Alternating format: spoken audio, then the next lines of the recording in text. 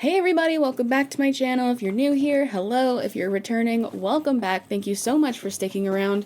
I really appreciate you. So today, we're finally going to be talking about the discourse that's primarily been happening over on the TikTok with a creator named Jaelynn, or Jaebae, and her creation of a petition for airlines to be more inclusive with their plus-size travelers. I've touched on this a little bit in a previous reaction video, I think from earlier this year, but I wanted to actually make a video about it because now she's starting to talk about restaurants and hotels and stuff like that. So I wanted to dig a little bit deeper into the subject and see what my thoughts were on it. But before we get into today's video, I want to give a thank you to today's video sponsor, Scentbird. So one thing about me is that I love perfume, but you know what I don't love? Gambling on the cost of a full-size perfume bottle, because that is expensive, and I may like the scent in the bottle, but I don't know how it's going to mix with my personal chemistry and all of that, because that is a thing that happens. So Scentbird is the perfect solution for that. If you don't know what Scentbird is, it is a monthly fragrance subscription service, and it lets you choose a deluxe sample size of a new designer fragrance for $17. Scentbird offers affordable and flexible subscription plans and allows you the option to skip or cancel your subscription anytime you like, so you're not locked into anything that you don't want to be. And you also get to pick what you want every month, so there's no surprises and you know exactly what you're gonna get. They offer over 600 perfumes, colognes, and a lot of unisex options. And they carry brands such as Gucci, Prada, and Versace, but they also work with a lot of indie brands such as Skylar, Heretic, and Confessions of a Rebel. You can be sure that you're getting a premium fragrance every month that you're gonna love. And with each fragrance, you get about a 30-day sample size, and so you can try out all of them without committing to a full-size bottle. And I honestly think that these are bigger than 30-day samples, because these are beefy. These aren't the free ones that you get at the store. These are, hi, you want to go out? Okay. Anyways, these are beefy samples. These aren't the free ones that you get at Sephora or whatever. These will actually last you a long time. And if it wasn't both me and my girlfriend in this household using these, I think they would last me more than 30 days. And some of them actually have. Some of my other ones actually have. This month I received, let's see here. Oh God. Versace's Bright Crystal, again, which I was really happy to get another one of because me and my girlfriend blew through our last one. Flower Stand by Memoir Archives, which I'd never heard of before. And then I got Reflect by Good Habit. And like I said, I was really happy to get another Versace Bright Crystal because me and Avery blew through that one the last time we got it. But Flower Stand is, I think, my favorite now out of this round of fragrances. It's kind of musky, and I feel like it would be good kind of unisex. I'm not sure, but I really like this one. And then this one, I just liked the case. I mean, I liked the fragrance too, but I liked the case, and I wanted to do a little bit of research into what the deal was. And this case is a collaboration with a muralist called James Goldcrown.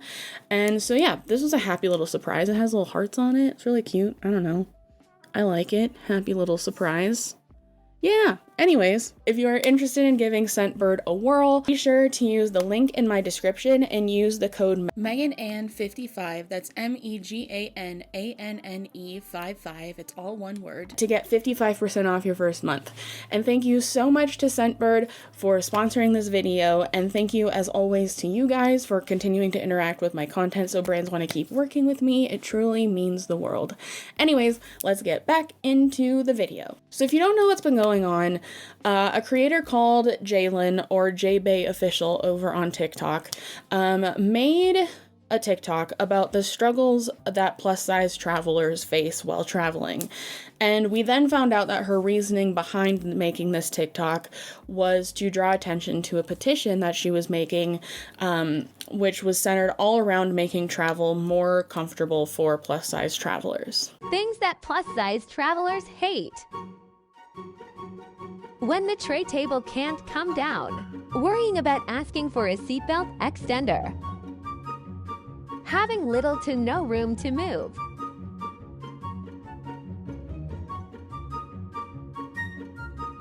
narrow aisles and bulkhead seats, tiny airplane bathrooms.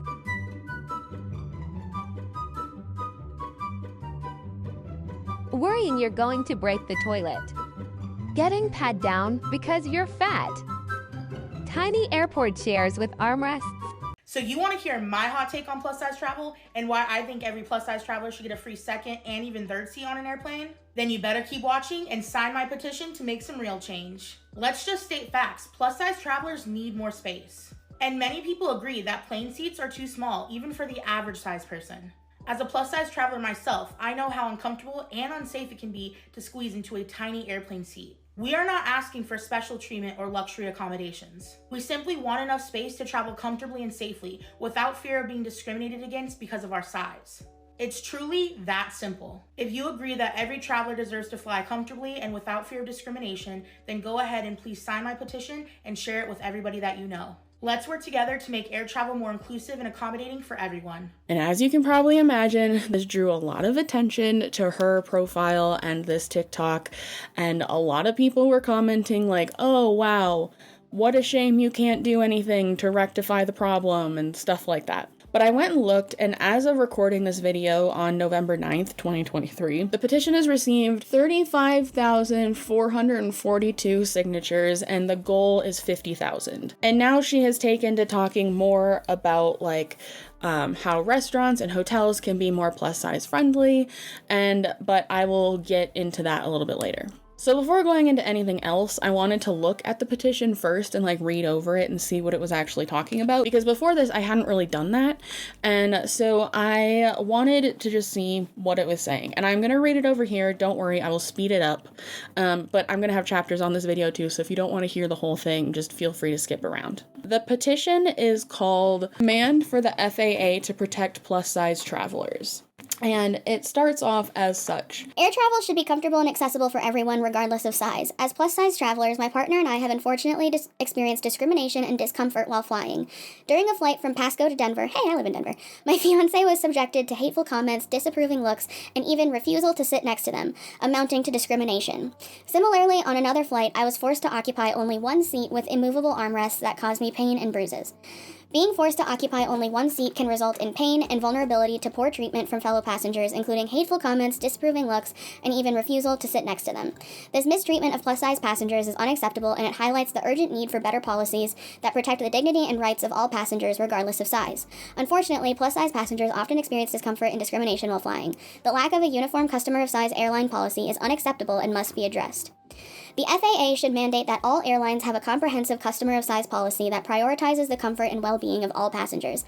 This policy must have clear and inclusive guidelines on accommodating customers of size, including plus-size individuals, individuals with disabilities, tall individuals, and anyone who needs more space to be comfortable while flying. This policy should also provide alternative seating arrangements, larger seats, and other size-accessible accommodations to ensure that all passengers can have a safe, comfortable, and enjoyable flying experience, while also being considerate to their fellow passengers. Here are some policies to ensure customers of size are accommodated and treated with respect while flying. 1. Provide additional accessible seats. To ensure a safe and comfortable flying experience for all passengers, airlines should provide accessible additional seats to customers of size who require more physical space on planes or encroach onto other passenger space. The passengers should be provided with an extra free seat or even multiple seats to accommodate their needs and ensure their comfort and safety, as well as those around them during the flight. Southwest Airlines and Canadian transportation carriers have set a precedent for policies like this by providing additional seats for those who physically require it.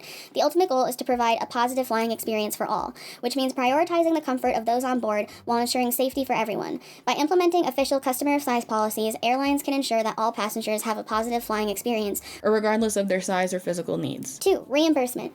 Airlines should offer a refund for customers of size who purchase additional seats independently. This should be a straightforward process that can be accessed online or through customer service. This refund process should be an official written policy that is easily accessible for all passengers who purchase additional seats independently due to their size. 3. Clear communications. Airlines must create a set of policies, standards, and procedures for customers of size and communicate them in a clear, accessible, and easy-to-understand way. This should include information on booking additional seats, requesting a refund for those who purchased additional seats independently due to their size, and what to expect during check-in, boarding, and flight as a customer of size. 4.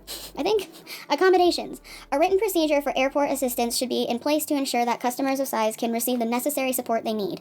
This should include what airport assistance options are available to customers of size and how to request assistance. Airlines should provide priority boarding to customers of size, as they may require more time and space to get to their seat and get situated comfortably. To accommodate larger passengers, airlines should also provide larger lavatory bathrooms. I almost said laboratories.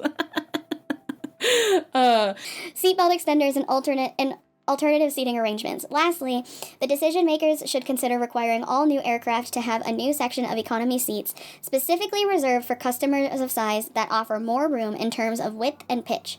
By implementing these accommodations, airlines can make air travel more comfortable and accessible for all passengers. 5. Employee training. Airlines and government agencies that regulate the airline industry must train all employees on how to accommodate customers of size. This training will teach staff how to use language that does not focus on a person's body size, shape, or abilities, but instead treats them with respect and dignity. I just want a side note here while reading through this.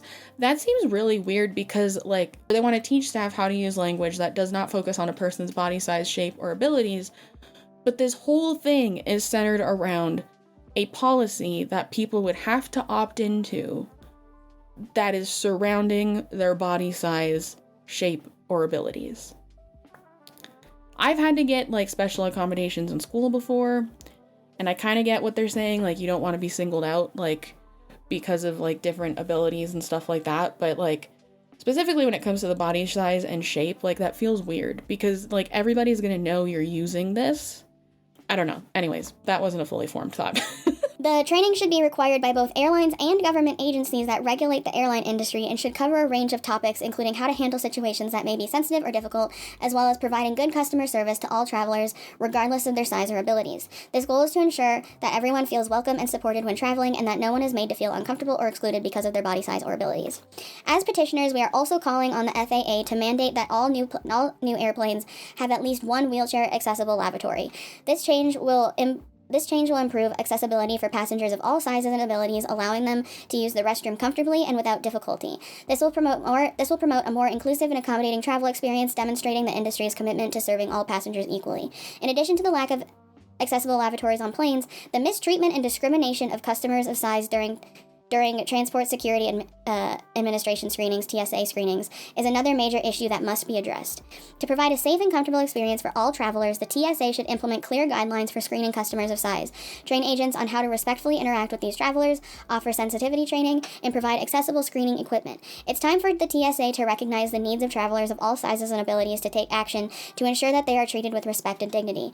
By implementing these requirements, airlines will create a more inclusive and welcoming environment for all passengers, regardless of their size or abilities.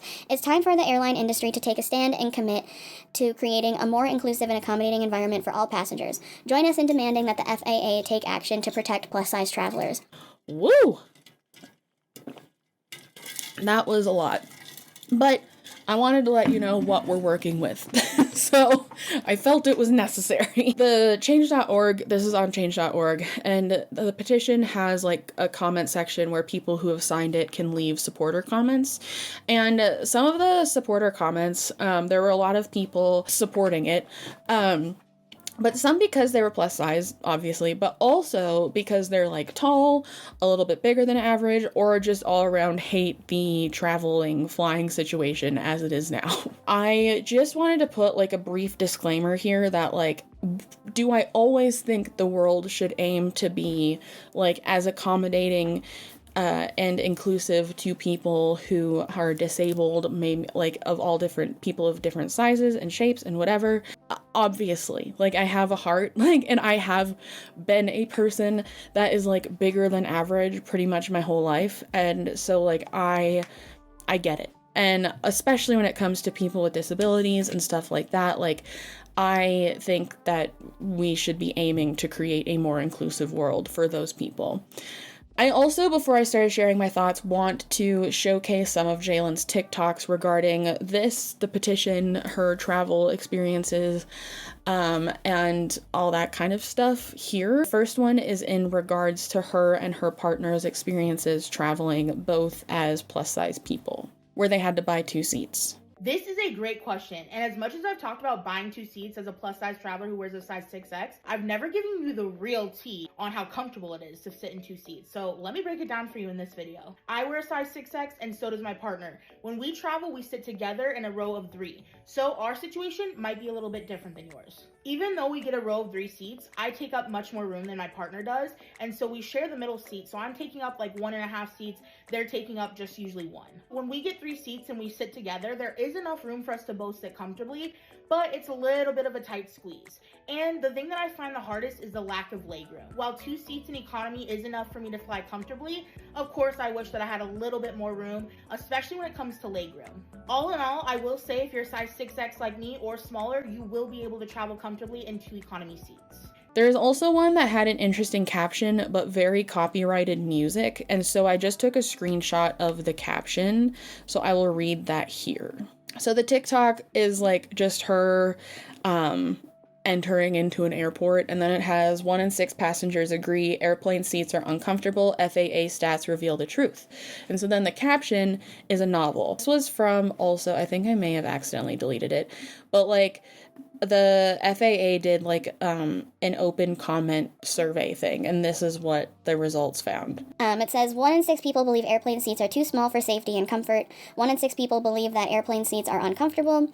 1 in 16 people believe that airplane seats are painful to sit in. That's interesting that this one says 16 and the other one says 6. I wonder if the other ones were supposed to say 16 or if this one was supposed to say 6. Or if it really is 1 in 16. If it is, it seems like a weird stat to include with the 1 in 6 stats. Anyways, okay. And then the next one says, and shockingly, hundreds of people compared the airplane seats to torture devices. This cannot be ignored. It must be addressed. In addition, I've started collecting data from the plus-size community themselves, and here are some of the early findings. 86.5, so these are really high percentages, and if these are the early findings, I feel like they're probably gonna even out to be a little bit lower. So I don't know how accurate this is right now, but I'm just going to read it anyways. 86.5% of people believe that the travel industry is not plus-size friendly. 87.1% of people said the travel industry does not currently represent and cater to the needs of plus-size travelers. And an eye-opening 62.9% of people have said that they would travel more if the industry was more inclusive and accessible. Facts don't lie. That's what I know. Together we can advocate for change and make travel a more inclusive and comfortable experience for all. Besides the fact that people were commenting like things along the lines of like, oh, it's a shame you can't change your situation or you can't fix the problem or whatever, insinuating that like she could lose weight and it would be fixed. A lot of others were commenting on how her policy, like her with this suggested new policy, that everyone else would basically be left to foot the bill. And in response to that, she said this. Today, I want to talk about my plus-size travel petition that recently went viral. There has been a huge misunderstanding that I want other airline passengers to have to foot the bill for the suggested policy changes outlined in my plus-size travel petition, but that's not true. Let's just keep it real. The airlines have had a history of price gouging customers and overselling flights. With that being said, they have continued to lower the standard of comfort and safety for all passengers. So it's time for the airlines to take responsibility of guaranteeing a better flight experience for all passengers. It's not the responsibility of the individual passengers they are supposed to be serving. Southwest Airlines offers competitive prices for their airplane tickets. They do this and offer an incredible customer size policy for plus-size passengers and those who need more space. The Southwest customer size policy offers an additional complimentary airplane seat to those who need more room. They are able to do this without passing the cost on to other consumers. And if they can do it, then so can other airlines. And when people pushed back on this idea, she accused them of discrimination and also accused naysayers of thinking of people like objects. When it comes to my plus-size travel petition, people like to compare a person needing to buy additional plane seats to the concept of paying for overweight or additional luggage. But you need to understand something. Once you check your luggage, there is a human that has to handle that luggage and get it onto the plane. And did you also know that back injuries are very common for ramp agents at the airport? To lower that risk of back injury, strict standards have been set on how much that baggage can weigh. Also, let's be clear that luggage is an inanimate object, and people are sentient individuals with a right to a certain level of decency, respect, and safety. So stop comparing people to luggage. A plus-size individual or tall individual or someone needing more space on a plane is not the same as someone wanting to bring an extra Gucci suitcase. Humans are not being carried by ramp agents who could potentially hurt their back. And we deserve space on a plane to be comfortable and safe. So stop saying that if someone is taller or they weigh more, that they deserve to pay more for the same experience getting from point A to point B. Because that's just not fair and it's not human decency. Today, I want to talk about how plus-size people are harassed while average-size people are praised when it comes to speaking up about airplane seats being too small. I was recently tagged in a few videos where plus-size people had stitched an average-sized woman speaking about airplane seats and how they're too small, just like I've been doing. She was praised in her comment section for speaking up about something that so many people agreed with. However, when I talk about it, I get harassed in the comment section, and I get death threats. This kind of treatment is exactly what we're talking about when we talk about plus-size discrimination. This double standard is unjust, and it's time for a change. It's not only plus-size folks who struggle with airplane seats being too small. The root of the problem lies in the cramped seats, rather than in the body size of individuals. Airplane seats are too small for many passengers. Even tall people understand the challenges of fitting into those cramped seats. It's crucial to prioritize fairness and comfort for every person, regardless of their body size or height, during their travels. So tell me, why is it when an average-sized person speaks on this issue, everyone praises them in the comments and says that they're doing a great job, but when I talk about it, I'm harassed? And like I mentioned earlier, she has started talking about how restaurants can be more inclusive and so can hotels. If you've ever been uncomfortable in a restaurant because of your size, I know the struggle, and that's why I'm making today's video. Today's video is all about how restaurants can be more size inclusive and accessible for people of all sizes and abilities. With this video, I hope to educate some restaurant owners so that they can make their restaurants more size inclusive and accessible. Here are my 10 solutions for how restaurants can create a more inclusive environment. Solution number 1, comfortable seating. Restaurants should provide spacious and sturdy chairs without armrests so that people of all sizes can dine comfortably. Solution number 2, flexible table arrangements. Offer adjustable table configurations with ample space in between so people in larger bodies can navigate everything comfortably. Solution number 3, accessible restrooms. Ensure restrooms are spacious and can comfortably accommodate plus-size individuals and those with disabilities. Solution number 4, reservation flexibility. Allow guests to request seating preferences during the reservation process. This will allow people to choose seating that suits their needs. Solution number 5, provide key information on your website. Provide key information like table configurations, seat dimensions, chair weight capacities, and more on your website where it's easily accessible. Solution number 6, ensure that your tables are not secured to the ground. Make sure they can be moved to make room for individuals who might need more space. Solution number 7, offer more room in booth seating. Make sure that there's plenty of space to move around between the table and booth seat. This will ensure that people of various body sizes can sit there and be comfortable. Solution number 8, staff training.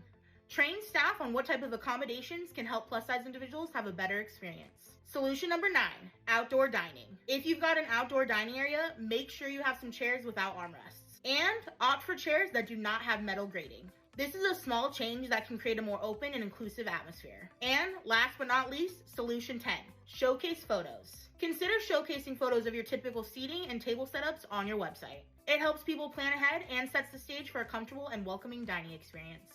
And these are just some of the ways that restaurants can become more size-friendly and inclusive. I'm on a mission to revolutionize the travel industry and make it a more accessible, accepting, accommodating place for all. The needs of plus-size travelers matter just as much as anybody else, and today I'm going to cover what we are looking for in accessible, size-inclusive hotel amenities. Size-inclusive hotel amenities are crucial for ensuring that plus-size travelers feel welcomed, accommodated, and comfortable during their stay. We deserve an environment that respects our needs and body diversity. These are the exact steps that hotels can take to be more size-inclusive and accessible for travelers of all sizes. Number 1 on the list, provide sturdy, wider chairs without armrests in guest rooms, lobbies, and common areas to accommodate different body sizes and types. Number 2 on the list, ensure beds with strong support and a higher weight capacity, along with providing reinforced chairs and wider bathroom facilities. Number 3, make elevators and hallways spacious to allow for easy movement of larger individuals and those utilizing mobility devices. Number 4, install grab bars in showers and near toilets. Offer adjustable handheld shower heads and raised toilet seats for added accessibility. Number 5, train staff to be respectful, understanding, and accommodating to travelers of all sizes. Number 6, provide pool lifts and handrails at the entry of the pool. This will allow for plus-size guests and guests with different abilities to enjoy all amenities. Number 7, hotel restaurants should have roomy seating options and sturdy chairs, ensuring that everybody can dine comfortably. Number 8, offer larger beach and pool seating. Provide oversized loungers and seating at the beach and pool areas, allowing travelers of all sizes and abilities to be comfortable. Number 9, hotels should provide size-inclusive bathrobes. These should go up to a size 6X and beyond. And hotels should also provide bath sheets or plus-size friendly towels so that travelers of all sizes and abilities can use them comfortably. And last but not least, this is an important one. Display clear and accurate information on these amenities on hotel websites. Include weight limits, seat dimensions, and things like that. And include information on the size-inclusive amenities available. This will help plus-size travelers make informed decisions. By implementing these size-inclusive hotel amenities, hotels can become more inclusive and accommodating. So now that I've gotten all the context out of the way, I I wanted to give my thoughts on this whole thing because I have a lot going on in my noggin regarding all of this, and so I'm going to do my best to get it all out in a coherent way. First off, like I said, I will never be opposed to things becoming more inclusive to more people, because I went to art school, I'm a graphic designer, but in that I also learned about the design of like physical objects and stuff like that. It's called human-centered design, at least that's what it was called at my school. And if there's one thing you learned, it's that a lot of the things that were designed like a long time ago were designed for the average person. It's actually fascinating if you look at it, how they did it, but it was designed for the average person and at the time. And the fact of the matter is that the average person is always changing, and not to mention like the people who don't fit like that average mold should also be taken into consideration. But also going off of that, like when I was bigger and I needed to use seatbelt extenders when I was traveling, I was fully prepared to buy 2 seats if I ever got to that point when I was traveling, because I always thought if I was big enough to take up 2 seats, then I should be buying 2 seats. Like it just seems fair, it seems logical in my mind. And going off of that again, I would be remiss to not talk about how the fact that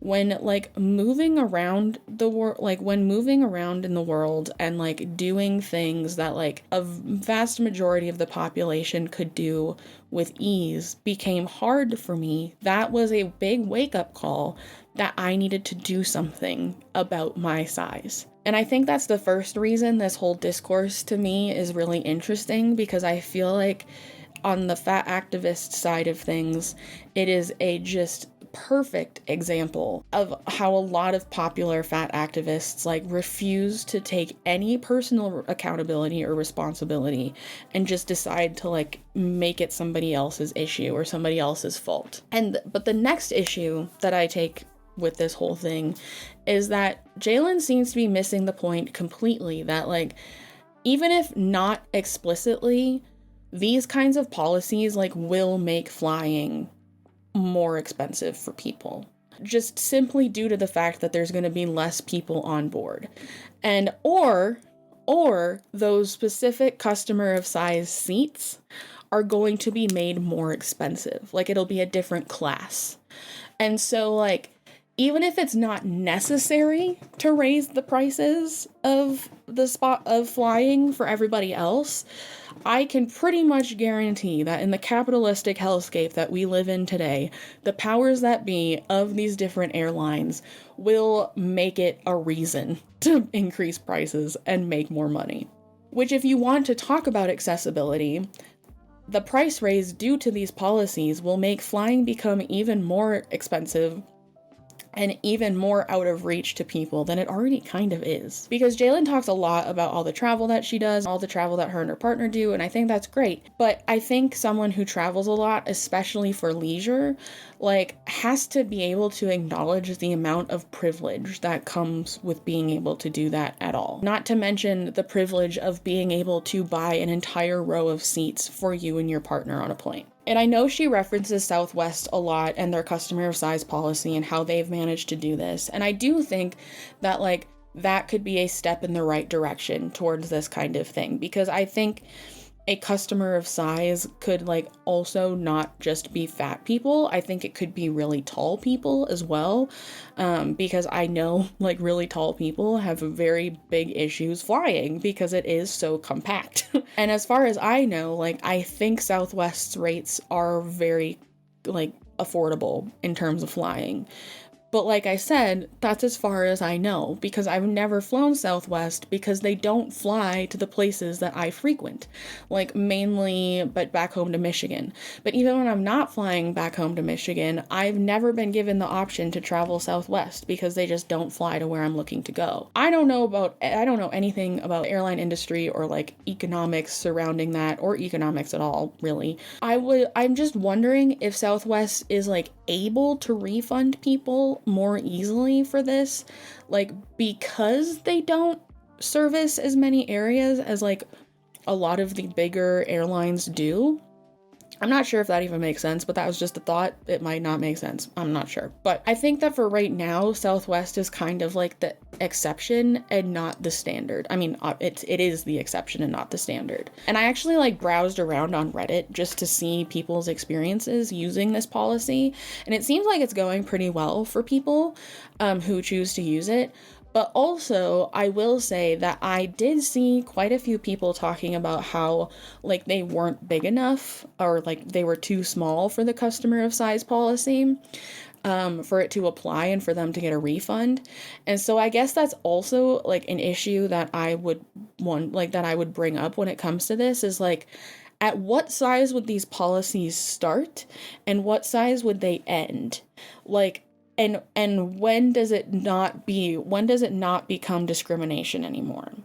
And going off of that point, I don't have this scripted, so it might be kind of weird, but like, I think it's really fascinating to watch fat activists say that they are oppressed and like discriminated and treated differently in society.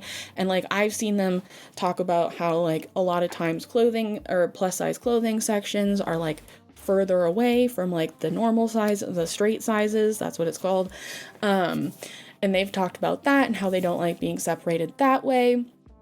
But I do think it's interesting that when it comes to this, they are okay with being discriminated against.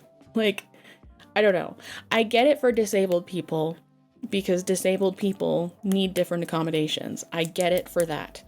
But when it comes to fat people, it seems hypocritical to me for some reason. I don't know why, but it just does. And so, yeah, I don't have a fully formed thought on that, but that's just something that I've noticed with preparing this video. I think that like flying as it is right now is super uncomfortable, like for everybody, regardless of your size. And I think it's pretty obvious that they have been finding ways to squeeze as many people into airplanes as possible in order to maximize profits. Like, I am kind of agreeing with this petition, but like not on her side of the cause. Because my biggest issue that I take with the way that this is being presented is that she brings in the disabled community as almost like an afterthought when like they should be at the forefront of this conversation. I think the way Jaelynn talks about these things in her TikToks and the petition itself makes it kind of obvious that like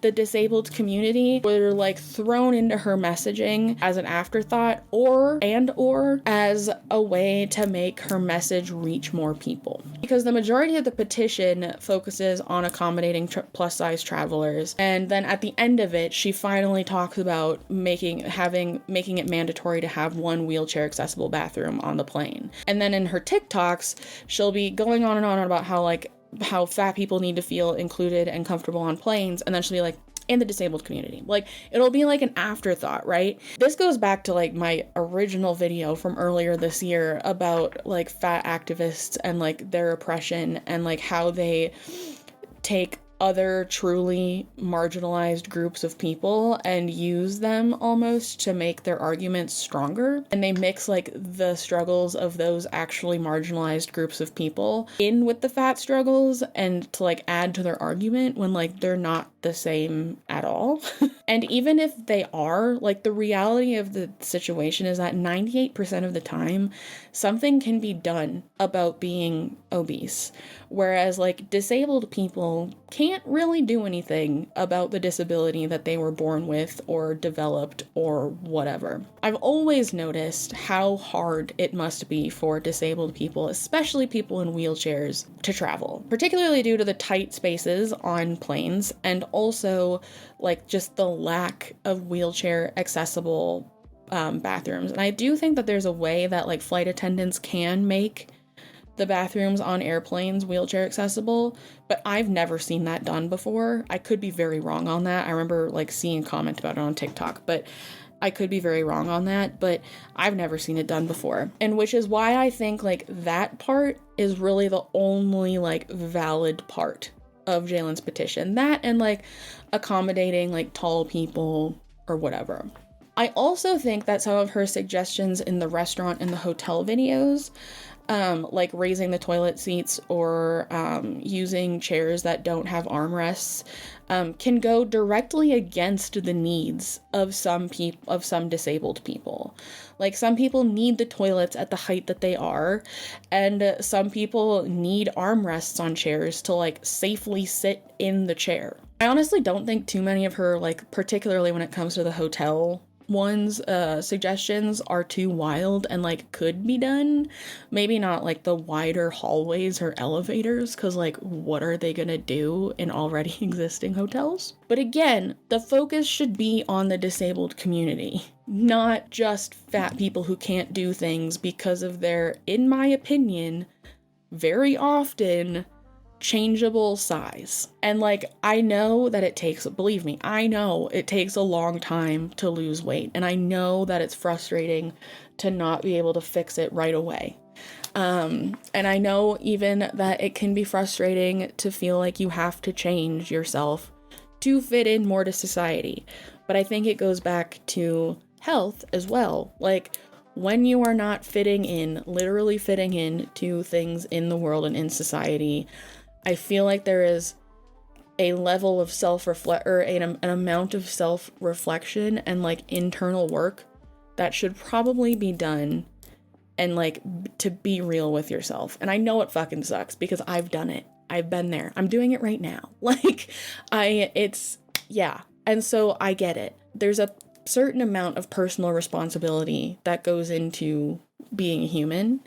And I think this whole petition is using the disabled community as a way to not take that personal responsibility and just blame the airline for you not fitting in an airplane seat.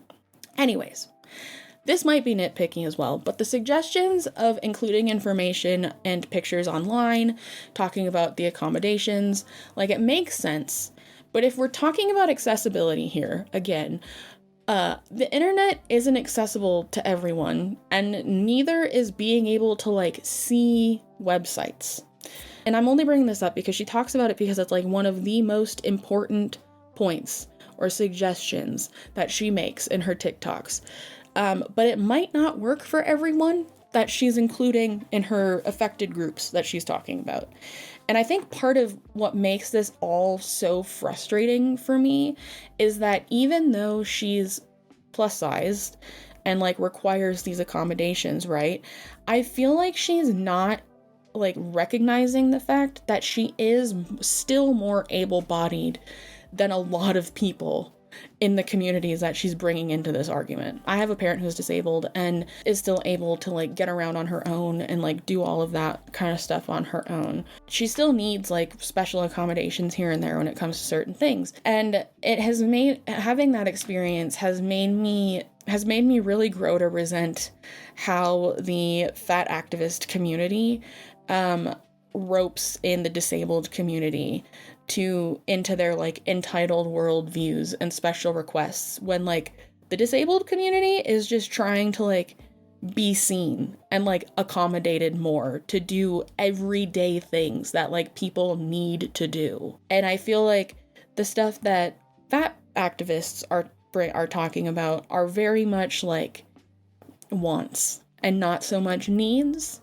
and not so much life essentials, you know? And I think this whole thing through the lens of fat activism comes off very entitled. And I may be giving Jaelynn more credit than like I should, but her wording of her TikToks and her petition all seem very calculated in order to bring the disabled community into it, to reach more people. And when all she really cares about is the fat community, because I think it's like blatantly clear when you're watching her videos about this, that she's really, really gunning for the fat community. And like, she just brings in disabled people like as an afterthought. Like I said, I can totally understand the frustrations of like being big and not being able to like fit in places. It doesn't feel good. But I think it doesn't feel good because deep down there may be something within us being like, oh, maybe we need to actually make a change here now, you know? And I do think that airlines specifically could use like a little bit of a talking to when it comes to comfort levels of flying for everybody. But also, when I was reading the petition, I couldn't help but think that like they are giving a lot of credit to airlines.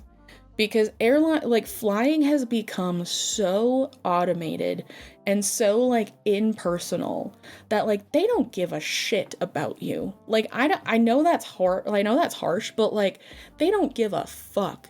They just want their money and they just want you out the door. They want you from point A to point B safely, and that's all they want. And that can be like made clear by just people's shitty flying experiences and the lack of reimbursement from it, right? There's stories of that everywhere. And so I just think the airlines don't give a fuck. And I'm just being honest. I do think that they should give a fuck, especially about the disabled community and how they are able to get from point A to point B without it being like a whole thing like every other person can. But like, especially when it comes to like the fat community, they are not gonna give a shit. I just saw a TikTok of a pilot explaining how pilots can't openly say that like they think they should start therapy or something because they could lose their whole job per FAA guidelines. I think there's bigger fish to fry within the FAA right now also, so that's a whole other thing. And if you're disabled due to your weight, well, then that's like the weird gray area that always exists in these conversations. Anyways, that's it. Let me know what you think down in the comments because I think this is a very interesting conversation. Thank you so much to Scentbird for sponsoring today's video. And be sure to click the link in my description and use my code MEGANANN55 for 55% off your first month. Thank you so much to you guys for watching this video. Leave an airplane emoji if you made it this far. Be sure to drink your water, take your meds if you need them, be kind to yourself, be kind to others, and I will drink you. I will see you in the next one. Okay, bye.